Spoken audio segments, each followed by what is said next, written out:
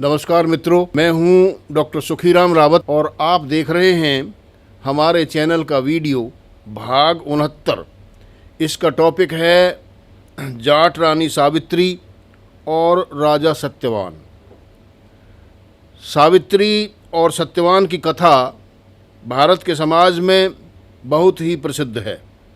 महिलाएं आमतौर पर सावित्री की शपथ लेकर उसका व्रत रखते हैं। महाभारत के वन पर्व में सावित्री और सत्यवान के विवाह का वर्णन आता है। वहाँ ऐसा वर्णन मिलता है कि प्राचीन काल में मद्र के राजा अश्वपति ने संतान उत्पत्ति के लिए सावित्री देवी की आराधना की थी। देवी सावित्री ने प्रसन्न होकर राजा अश्वपति को एक पुत्री होने का वरदान दिया था। कालांतर में राजा अश्वपति की पत्नी मालवी से एक पुत्री पैदा हुई जिसका नाम सावित्री रखा गया।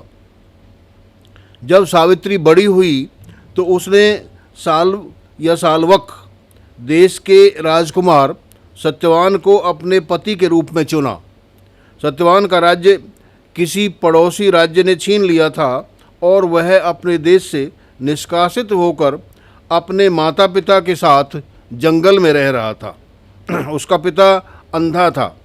नारद मुनि ने राजा अश्वपति को भविष्यवाणी की थी कि सत्यवान की आयु थोड़ी ही शेष रही है, अतः सावित्री को उससे विवाह नहीं करना चाहिए। परंतु सावित्री अपने प्रण पर अडिग थी और फिर उसने सत्यवान से विवाह कर लिया। परिणाम स्वरूप विवाह के कुछ समय बाद सत्यवान की मृत्यु हो गई और यमराज उसके प्राणों को ले जाने के लिए वहाँ आ गया। जब यमराज सत्यवान के प्राणों को ले जाने लगा तो सावित्री यमराज के साथ साथ दक्षिण दिशा को चलने लगी। जब यमराज के रोकने पर भी वह नहीं मानी तो यमराज ने उससे कोई वर मांगने के लिए कहा। तब सावित्री ने सबसे पहले अपने अंधे ससुर के लिए दृष्टि मांगी कि उसके ससुर को सब कुछ पहले जैसा ही दिखने लगे।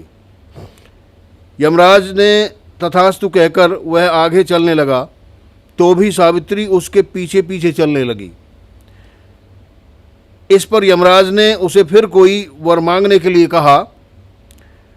इस पर भी सावित्री ने अपने ससुर का छीना हुआ राज्य वापस मांग लिया। इस बार भी यमराज तथास्तु कहकर आगे चल दिया, परंतु फिर भी सावित्री नहीं रुकी। जब यमराज ने उससे कहा कि अब क्यों मेरे पीछे आ रही हो, तो सावित्री ने कहा कि मैं अपने पति के बिना इस संसार में रहकर क्या करूंगी, यानी मैं यहाँ नहीं रह सकती। तब यमराज ने कहा कि तुम अपने पति के जीवन के अलावा और कोई वर मांग लो। यानी 2 वरदान पहले दिए, अब तीसरे वरदान में कहा कि अपने पति के जीवन के अलावा आप और एक तीसरा वरदान भी मांग सकते हो।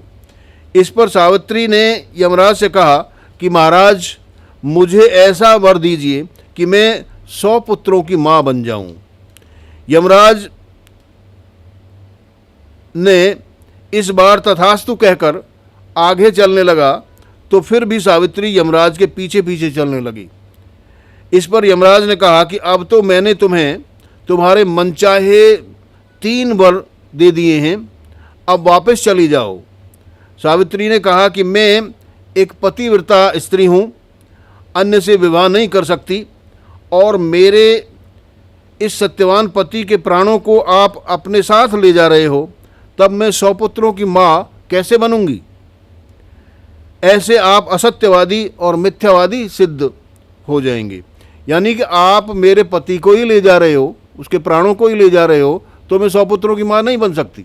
और जब 100 पुत्रों की माँ नहीं बन सकती तो फिर आपने जो अभी वचन दिया है, तथास्तु कहा है, तो फिर इससे तो आप असत्यवादी हो जाओगे, मिथ्यावादी हो जाओगे। अब यमराज को अपनी गलती का एहसास हुआ और फिर उसने सत्यवान के प्राण वापस कर दिए तथा अंततः सावित्री के बुद्धि बल से सत्यवान जीवित हो गया। यह कथा महाभारत के वन पर्व के अध्याय 291 से लेकर 298 तक वर्णित है। अब महाभारत कि यह कथा सही है या नहीं सही है, यह तो नहीं कहा जा सकता, परंतु सावित्री के 100 पुत्रों का जिक्र भारतीय ग्रंथों में मिलता है। डॉक्टर वासुदेव शरण अग्रवाल के अनुसार इनके राज्यों को सावित्री पुत्र कहा गया। महाभारत के कर्ण पर्व में कर्ण ने मद्र नरेश राजा शल्य पर, उसकी प्रजा मद्र प्रजा पर, यानी मद्र की प्रजा थी उनकी, तो उस प्रजा पर कुछ चारित्रिक आक्षेप लगाते हुए मद्र लोगों को जर्तिक कहा है। और पतंजलि कालीन भारत के लेखक डॉक्टर प्रभु दयालु अग्निहोत्री ने जर्तिक को जाट माना है।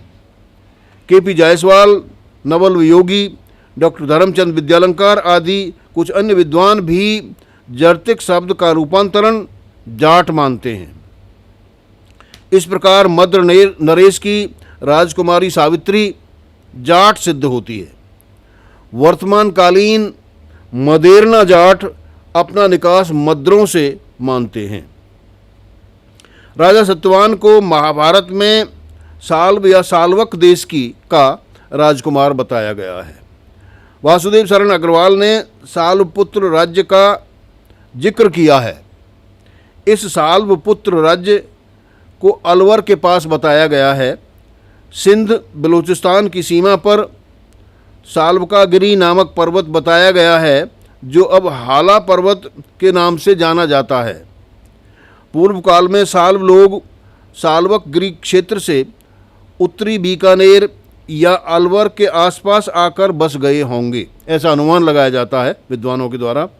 हाला पर्वत क्षेत्र में बसने के कारण साल्व लोगों को हाला कहा गया। यही कारण है कि डॉक्टर धर्मचंद विद्यालंकार इन साल्व लोगों को हाला गोत्री जाट मानते हैं। इनका यानी सत्यवान का जिक्र ऋग्वेद में भी हमें मिलता है। ऋग्वेद के प्रथम मंडल में हमें जाट राजा सत्यवान का उल्लेख मिलता है और वो मंत्र का आधा भाग मैं आपके सामने पेश करता हूँ। कहाँ मिलता है? ऋग्वेद के प्रथम मंडल के 59वें सूक्त का 7वां मंत्र, उसका आधा भाग अर्धांश मैं आपके सामने पेश करता हूँ। सात वने ये सतनी भी अग्नि पुरुनीथे जरते सुनृतवान। दोबारा, सात वने ये सतनी भीर अग्नि पुरुनीथे जरते सुनृतवान। अर्थात सतवान के पुत्र यानी सत्यवान के पुत्र या वंशज जरत कृषक राजा पुरुनीत के लिए ऋषि नोधा गौतम ने 100 प्रशस्तियों द्वारा अग्निदेव का आह्वान किया। वैदिक राजा पुरुनीत सतवान के पुत्र सत्यवान का कोई वंशज हो सकता है। वासुदेव शरण अग्रवाल ने महाभारत के वन पर्व के आधार पर यह बताया है कि मद्र राजकुमारी सावित्री और साल्व राजकुमार सत्यवान के विवाह के फलस्वरूप 3 छोटे छोटे राज्य अस्तित्व में आए। वो कौन कौन से थे राज्य? सावित्री पुत्र का, मद्रकारा और साल्व सेनय, यानी ये 3 राज्य छोटे छोटे राज्य थे। ये 3 राज्य बने।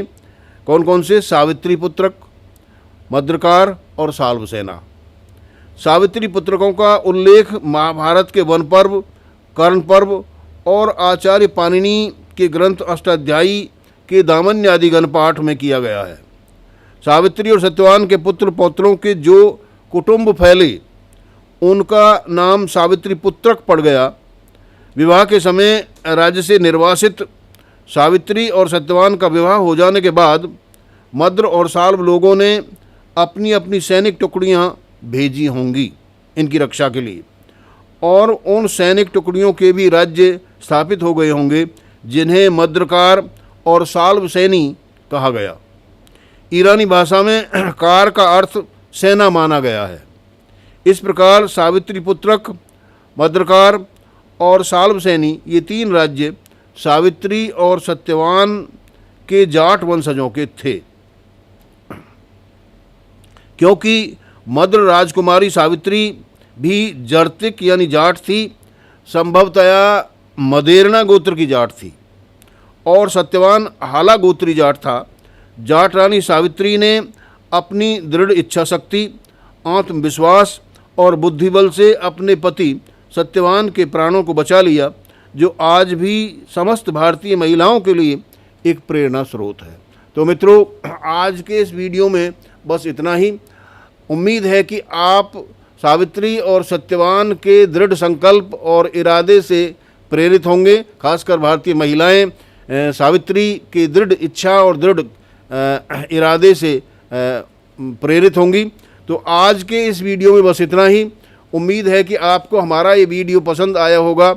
यदि ये वीडियो पसंद आया है तो इसे सब्सक्राइब करिए, इस पर कमेंट करिए, शेयर करिए। वीडियो देखने के लिए आपका बहुत बहुत धन्यवाद। नमस्कार बंधुओं, यदि आपको पलवल के प्राचीन शहरों और गांवों की अधिक जानकारी चाहिए, उनका विस्तार से इतिहास चाहिए कि कैसे इनके नाम पड़े और किन्होंने इनके नाम रखे, वो लोग कहाँ कौन थे, कहाँ चले गए, ये सारी जानकारी हमने इस पुस्तक में दी है। यदि विस्तार से आपको ये जानकारी चाहिए तो हमारे फोन नंबरों पर आप इसे ऑर्डर कर सकते हैं। आप जहाँ कहीं भी हैं, आपके घर पे ये पुस्तक भेज दी जाए।